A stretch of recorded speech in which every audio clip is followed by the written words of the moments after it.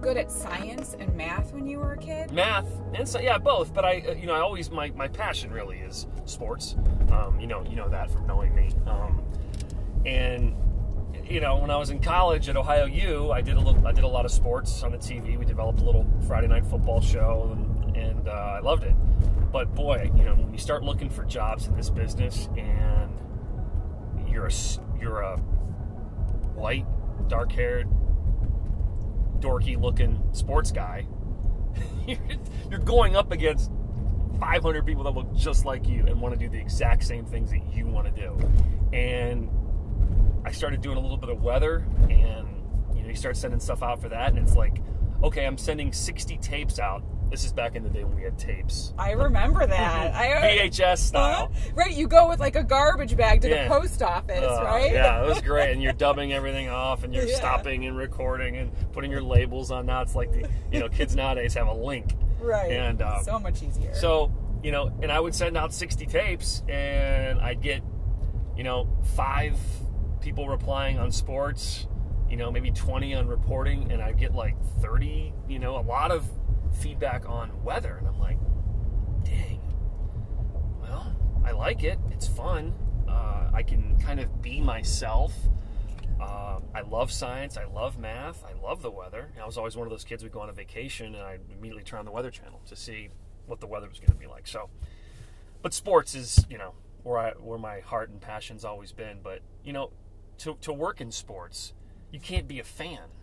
You've got to go there to work. Right. I've gone and I've sat in the press area, and there's a bad call, and I want to get out of my chair and start screaming, and you can't as a member of someone who works in sports. So I leave it to the pros like Zarella and Schwabi and Andy and Jimmy Donovan and everybody in this market. That's just amazing. We're lucky to have such great sports people here. John Telich, everybody. And a lot of them you would have grown up watching too. So is it a little bit? Did it? I'm gonna age some folks here. Yeah, I grew up watching Jimmy Donovan. He's incredible. Obviously, one of my mentors as a kid was Joe Tate. When I was 13 years old, my brothers took me down to the Flats, which is now it's a powerhouse. It used to be a place called the Grand Slam Grill, and I was 13 years old, and we had a Joe Tate sound-alike contest, and it was me and a bunch of 40-year-olds, me and a bunch of guys almost my age, going at it, and I won. And it was like a life-changing event for me. I met Joe, and then from then on, we corresponded over the years, and he's a wonderful man. He was so incredibly supportive. I will never forget, I sent him a little tape of me doing games, and just to get a critique of him, like 14, 15. Like, he's not going to write me back. And he wrote me a handwritten letter that I still have to this day from a hotel in Seattle on a road trip, giving me a critique, telling me, giving me some advice, have a fallback, maybe have a business minor, just in case radio broadcasting, sports doesn't work out. And so just a wonderful man, and really a treasure to everyone here in Northern Ohio. And obviously, if you're any type of sports fan, you know that. What was your Joe Tate imitation like? Can you still do it? Yeah, it was a lot of Doherty into Price, back to Doherty, wham with the right hand. A lot of wham with the right. I haven't done it in a while, but so it was even funnier because over the months following that, I would get calls at the house in Medina from 1100, and it would be the afternoon host saying, Jason, can we hit you in a couple of, it was during maybe a Cavs playing well, or I don't know if it was the playoffs or whatever, can we hit you for a couple of Joe Tate impersonations at 321 and 344? I'm like, yeah, that's good. So so they'd call me, I'd do it, hang up, and got another hit in about 15 minutes. I'm like 14 years old, so it's like, that's incredible. You were on over the moon about it at the time. I'm sure you thought, did you call everyone you knew and you're like, you got to tune in, listen to what I'm doing? I mean, my second appearance on Cleveland TV was when I won the contest. I was on Channel 5, I was on Channel 19. Gibbs Shanley had a little video of me doing it. Nev Chandler did it. I still have that one, which was awesome. I never forget the clip that is the way it goes with Nev. Was he said something like, the winds were blowing down in the Flats because we had severe weather that night. We actually had a tree fall on our house in Medina that night from a possible tornado. middle of the night, I just won this contest. I haven't even slept at all. And you just hear a bam on the house. The house shakes that night. So Nev was something like the winds were blowing down the flats tonight. Joe Tate Sound Alike contest, and they ran the video.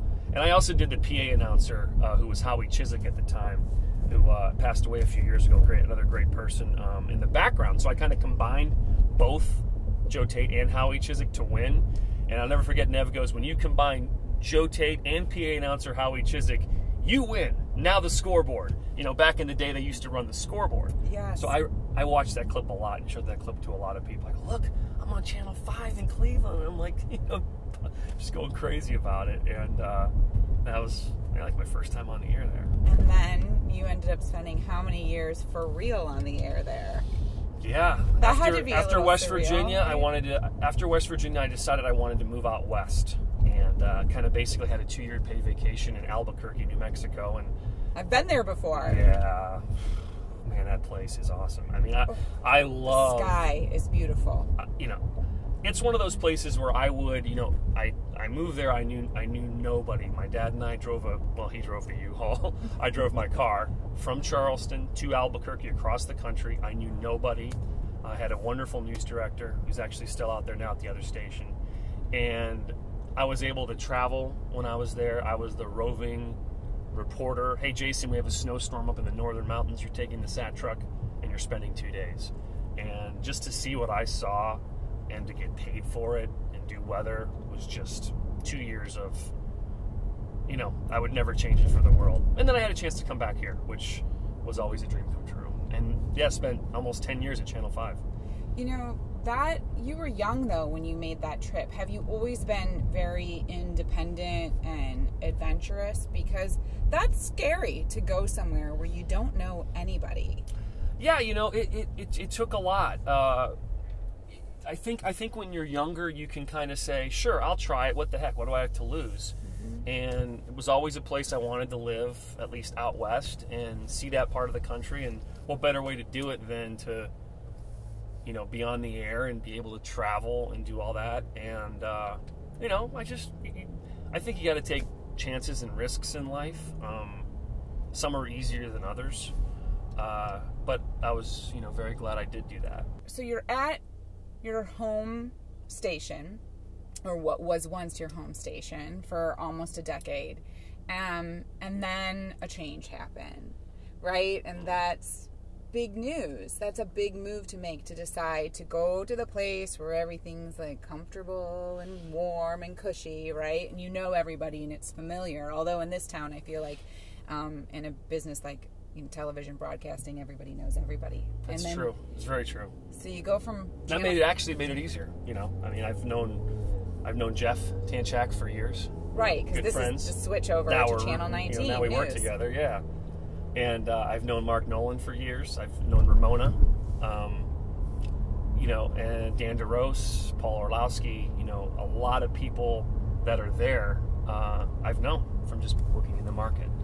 And John Loftman, you know, just wonderful people. So for me, it wasn't too much of a change, other than you're just working with different people. The tough thing for me was, can I handle not doing weather for 6 months? Because I had to, you know, the way TV contracts are, you had to have a non-compete. Right. So that was a little bit of a challenge for me, not to do what I love. Now I enjoyed myself, no question. Was around for the Cavs championship run last year. Yeah. Was around for the RNC. Yeah. Took my nephew out to, you know, northern Montana for a week. Made a bunch of trips, you know, in different spots. I was blessed to have that time. But it was a little hard because, you know, Channel 5 gave me so much. And there was certainly, I'm a loyal person. I had opportunities over the years to jump ship and go to other bigger markets. And, you know, I always was able to work something out to stay at home. Yeah. And it just got to the point where I really wanted to continue my growth. And I was so lucky and blessed, and timing, you know, this business is all timing, to be able to do it here in Cleveland. I never thought that would happen. I always thought that I would have to go to a bigger place and then maybe come back. When you decided to make the change and leave Channel 5 and go to Channel 19, did everything about it feel right away? It's a good question. I would say no, a little bit out of your comfort level. First of all, when you go from being basically, you know, I was doing the noon show and the 4, and then sometimes I was doing mornings, you know, I was more of just, you know, a cog in the weather team. And then to go over to 19, where you're now, you know, in charge of the weather team as a chief, and making, you know, decisions on strategies and how we're going to do certain things in this new age where people aren't sitting in front of their TV set at 6 and 11, they're on this. Right. There's a lot more to think about. There's a lot more responsibility. The rewards are greater, but also when things don't work, you know, you're held more accountable. And I've never been a chief in my career. I've always wanted to be. That was one of the things I said I would leave Channel 5 for, and just to kind of, you know, get that experience as a main guy. I know people at home are like, what's the big difference? But, you know, to meteorologists, it is, and the opportunity to actually shape a weather department and to say let's have coverage like this. And I haven't had to do very much at all because they were all doing the right things anyway. So that was a little bit of a, am I going to be able to do this? And if I'm going to do it, am I going to do it well? And thankfully, because we have a great team and great people and great management, top down, ownership down, so far it's been wonderful. You mentioned that you're good friends with Jeff Tanchik, and that some people they probably were thinking, okay, like you mentioned, is Jeff going to lose his job? What are you doing? Stepping on his toes? And the two of you are friends. So, was that a difficult conversation to have with him when you came on board, or? He makes everything easy. He's a great guy. I was a little worried about it, even though I've known him for years.